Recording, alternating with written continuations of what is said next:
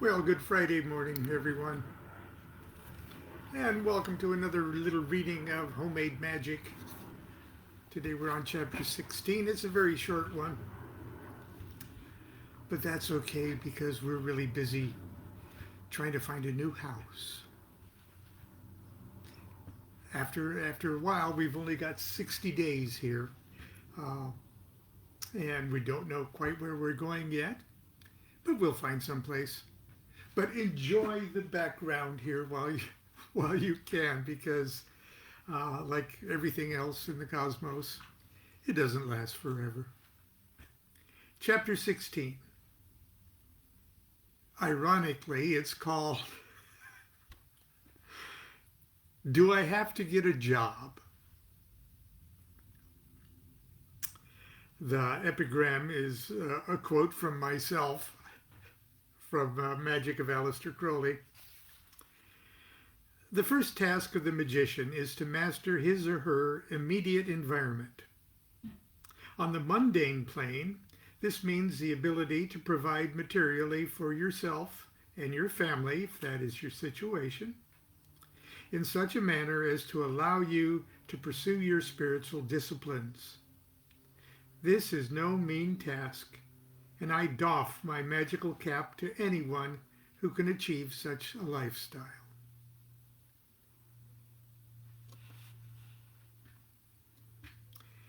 In 1993, I was sitting in my underwear at my computer typing away at a new book when Jean-Paul, that's our son, noticed how fast I was typing and suggested that I could apply at a local employment agency and easily get a few temporary office jobs. I told him that such agencies didn't want fat, middle-aged men, but I'd think about it. Well, properly shamed into action by my own son, and to prove my inherent incapacity to secure honest work, I decided I'd at least give it a try. I put on a suit and a tie and hopped on my little motor scooter. Didn't even have a car in those days. Hopped on my little motor scooter. It was a Honda, but I called it my Harlette. I hopped on my little Harlette and headed off to the nearest agency. To my surprise, they were absolutely thrilled at my typing speed and downright giddy over my mastery of the English alphabet and the fact that I could speak and complete sentences. They immediately signed me up and sent me off to a job in a posh office building in Newport Beach. The company was a small, 5-person branch office of a commercial real estate firm that negotiated on behalf of tenants in the process of securing new facilities. That was commercial tenants. If it was residential, I'd need them right now. I didn't understand a thing about the business, but I soon discovered I could type everyone's letters and organize their files and generally manage the office while half asleep and still have about 5 hours a day left over to quietly sit in my cubicle and secretly work on my next book. Everyone was happy with my work, so after a month or so, they bought me. They bought me from the temporary agency. I felt so cheap. They bought me from the temporary agency and made me a part of the family. I couldn't believe my good fortune. I was actually being paid each day to write my own books.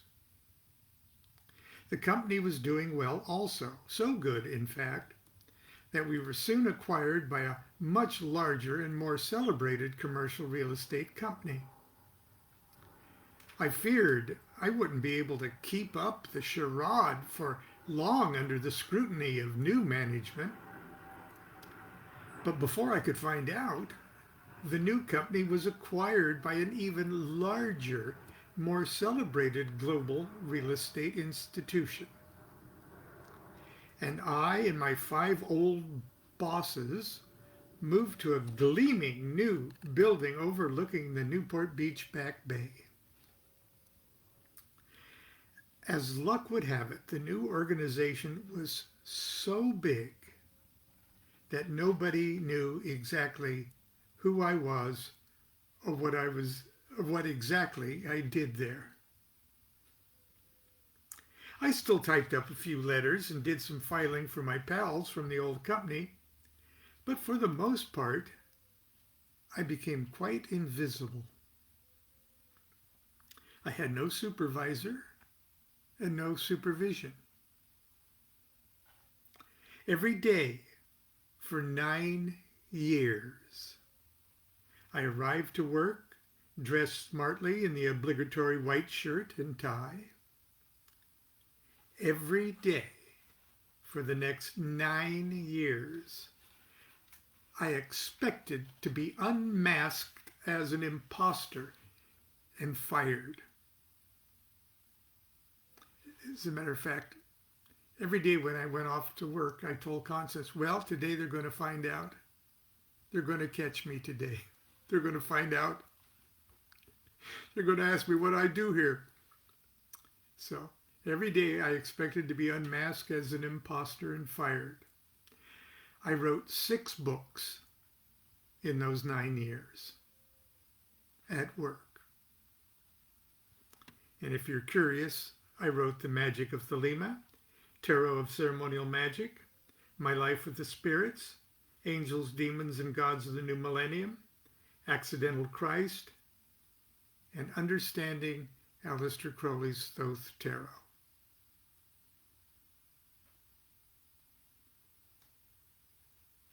Eventually, because of my exemplary work habits, I was always busy, arriving early and staying late, but mostly because of my silver hair, which made me look incredibly distinguished and competent.